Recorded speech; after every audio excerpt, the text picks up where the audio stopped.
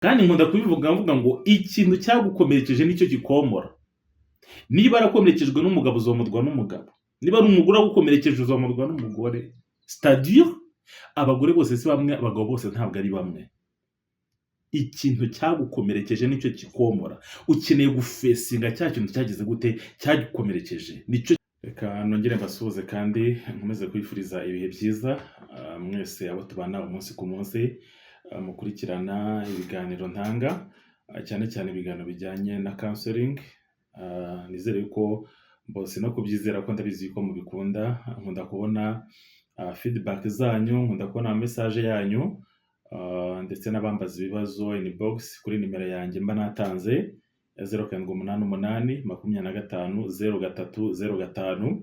Ubufasha waba ukeneye mu bijyanye na counseling, ukeneye umuntu ugufasha ugira gutega amatwi yakumve mu bibazo unyuramo cyangwa muri situation wanyuzemo, yaba kuva mu bwana, yaba ko waratandukanye n'umwashakanye, yaba amadeception. Hari abantu bakora amadeception bikababera bibi cyane, kubatandukanye n'umuntu bakundanaga ugasanga biramwangije cyane ku buryo adashobora kongera gutekereza kuba yakunda undi musore, yakunda undi mukobwa. Uretse ko ntabwo ndi bwinjire cyane mu bijyanye n'amakouple, ahubwo ndi buze kugaruka cyane ko bagiye bakora amadivorce, bagiye bakora gatanya. Nibo nza kugaruka cyane muri kino kiganiro. Ndabashimira cyane rero ko mugerageza kunyandikira no kumvugisha, ndetse n'abakeneye ubufasha. Reka mbyite ubufasha kuko tugiye kujya mu by'amafaranga cyane n'ibintu bihenda cyane kugira ngo ubashe gufasha umuntu gukira ibikomere.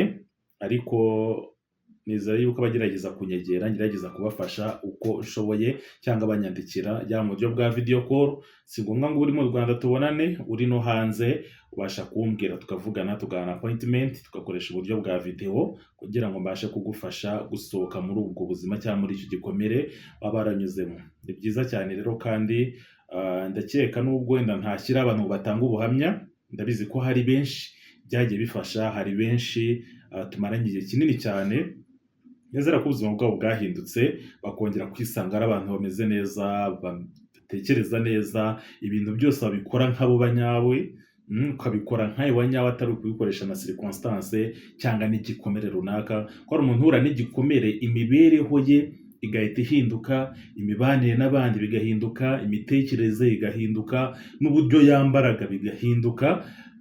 Iyo ngeze aho ngaho kwambara bamwe ntabwo bajya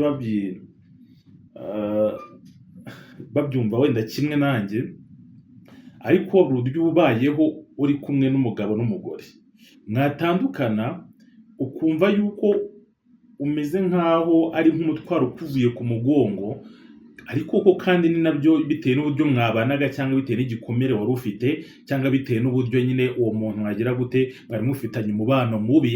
Kavuga hari ibintu nari narabujijwe, hari ibintu ntakoraga, hari ibintu ntabashaga kugeraho, hari uburyo nari meze nk'umuntu uzitiwe cyangwa ufungiranye mu kantu runaka, noneho bikamera nkaho ugize gute uciye ikiziriko. Ariko muri kugica ntabwo bivuze ko ugiye kwitwara nabi, ahubwo wasanga ari wowe wanyawe wari wagize gute wariyibagiwe bitewe na situation wari urimo. Ahangaha muze kubyumva neza.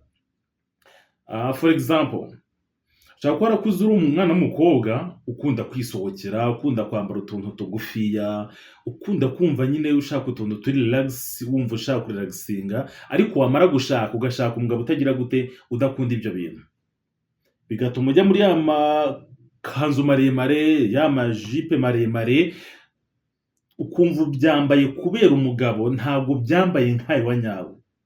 Cyari buri umugabo wikundiraga kwambara amakabutura, amasandari, ariko hashaka umugore akagira gute akabigucaho neza neza, kandi ukumva urabikunze muri wowe, kumva urabishaka muri wowe, ariko wamara gushaka umugore akabigucaho. Ariko kuba biguciyeho rero ntabwo bivuze ngo bya bindi ugiyeho urabikunze, ubigiyeho kubera impamvu. Utangiye kubyambara kubera umupatina wawe cyangwa uwo mwagize gute uwo mwashakanye. Noneho muri cyagiro cyo kubana nabi mwatandukana mubonye gatanya, ugahita usubira kuri bya bintu wari wagize gute wari warabujijwe. Rero ntabwo byambaye kubera yuko nyine umaze nk'umuntu wibohoye, ubaye nk'umuntu ugiye kubikirara hoya, ahubwo hari uburenganzira wari waravukijwe urwo ni urugero ntanze rumwe ku bijyanye n'imyambarire. Hari ingero nyinshi natanga zihinduka abantu bamaze gutandukana. En fait ubigiyeho cyangwa utangiye kubyambara n'ubundi byari ibyawe, yari we wa nyawe. Murambabara cyane ndabona urumuri rugabanutse. Yari we wa nyawe, ahubwo wisubije bwa burenganzira bwawe, wisubije ya liberite yawe, bwa bwisanzure, ya freedom yawe, ugize gute urongera urayisubije. Bishatse kuvuga iki rero? Hari ibintu biba bihindutse kubera yuko hari ikintu cyabayeho. None icyo ndi buvuge uyu munsi cyane, icyo ngarukaho cyane, ni ku bantu bakoze gatanya, bakoze divorce, bakumva yuko batakongera gushaka abagabo, bakumva ko batakongera kugira gute gushaka abagore. Biraturuka kuki? Suko umubiri utagikenera kuba wagira gute wabonana n'umugabo, suko umubiri wawe udakeneye kuba wabonana n'umugore, ahubwo biri guturuka kuki? Biri guturuka ku bikomere wagize gute wahuye na wa muntu. Ibikomere wahuye nabyo muri wa mubano wa muntu mwagize gute mwashakanye. Bivuze iki rero? Muri wowe wahise wishyiramo yuko abagabo bose bateye nk'uriya mwatandukanye. Wishyizemo yuko abagore bose bateye nk'uriya mugore mwagize gute mwatandukanye. Icyo gihe urazinukwa ukumva yuko bidashoboka ko wakongera gute kuryamana n'umugabo cyangwa uryamane n'umugore.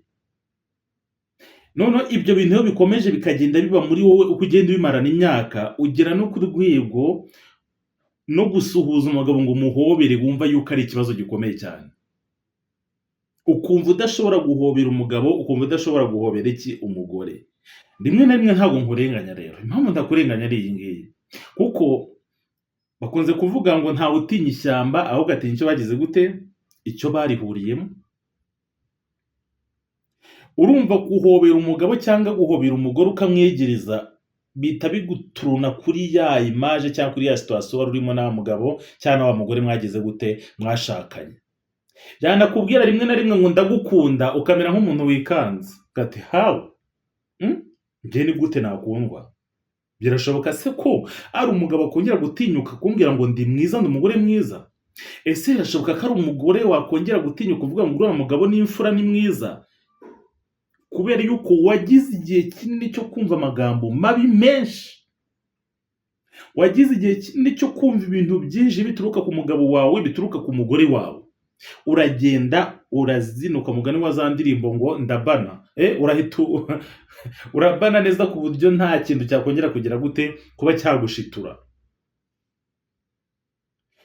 Rero ntabwo ari uko abagabo bose ari babi, nta nubwo ari uko abagore bose ari babi, ahubwo hari situation wanyuzemo yatumye intekerezo zawe zihinduka, yatumye wumva uzinuswe umuntu kuba mwabana umugabo cyangwa umugore, urabizinukwa. Umubiri wawe uracyari muzima. Ubwo mbivuze kuko ari umuntu wambajije ngo mbese niki nakora kugira ngo nongere niyumvemo umugabo, niki nakora kugira ngo nongere numve ko nashaka, niki nakora cyatuma numva nakongera kwishimira umubano wanjye n'umugabo tukubaka umuryango. Birashoboka cyane. Bushoboka rero nta kindi, ni uko wegeranye n'abantu nkatwe tukagira gute tukagufasha, ni uko dusanga tukagufasha muri ibyo bintu wanyuzemo. Yaba njye hari n'abandi benshi, nubwo tutaganira na Rufa utabasha kumbona, wabona n'abandi, ariko ukeneye kuvuga kuri iyo nzira y'umusaruro wanyuzemo, ukeneye kuvuga kuri urwo rugendo wanyuzemo kugira ngo wongere wumve ko ubaye umuntu uri normal, wumve ko ubaye umuntu usanzwe, ubone yuko bya bindi bigira gute bishoboka kandi bigize gute birashoboka cyane. Wikumva rero yuko isi yagucikiye, wumve yuko ibintu byagize gute byahindutse, ibintu biracyashoboka cyane. Umubiri wumva udakora, ariko umubiri wawe ni muzima, ukeneye gukangurwa. Kandi nkunda kubivuga mvuga ngo ikintu cyagukomerekeje nicyo gikomora. Niba arakomerekejwe n'umugabo uzomurwa n'umugabo, niba ari umugore agukomerekeje uzomurwa n'umugore. C'est-à-dire abagore bose si bamwe, abagabo bose ntabwo ari bamwe. Ikintu cyagukomerekeje nicyo gikomora. Ukeneye gufesinga cya kintu cyagize gute cyagukomerekeje, nicyo kizakubashisha kongera kugira gute kwiyumvamo n'ubundi wa mubano wa mbere, bwa muntu bwawe garuke, ya originalite yawe igaruke, ya mimerere yawe, ya mibanire n'abandi byongere bigire gute bigaruke. Ko doprisi igikomere kigenda gikura, uko imyaka igenda ikura igenda yiyongera, niko ugenda urushaho kuba mubi, ugenda urushaho kwangirika cyane. Rimwe na rimwe wahura n'umuntu mwaganira ngo njyewe narakize ngo meze neza, ngo nta n'icyo bimbwiye, ngo ibintu byo gushaka umugabo ngo ibyo narabyibagiwe, ngo nta nubwo bindeba. Ibintu byo gushaka umugore narabyibagiwe, nta nubwo wabimbwira. No, no, no, no, no, no, no. Uribeshya cyane, uribeshya. Icyo ni igikomere cyamaze gukura, kiragenda kirakwenfluence, kiragenda kirakuyobora. Usigaye ubaho uyobowe n'ibikomere, uriho uyobowe n'ibintu byagukomerekeje, ntabwo ukiriho umeze nkayo wa nyawe. Originalite yawe yamaze kugira gute? Yamaze gutakara. Ukeneye gukira, ugasohoka muri icyo gikomere, ukaba umuntu usanzwe, umwimerere wawe ukongera ukagaruka. Urukundo rwawe ruracyahari, nuko urusinziriye, rwasinzijwe n'ibikomere wanyuzemo. Ariko bigize gute? Birashoboka. Ndabashimiye cyane rero. Ibiganiro ndagisanga kuri channel ya Rufatwa.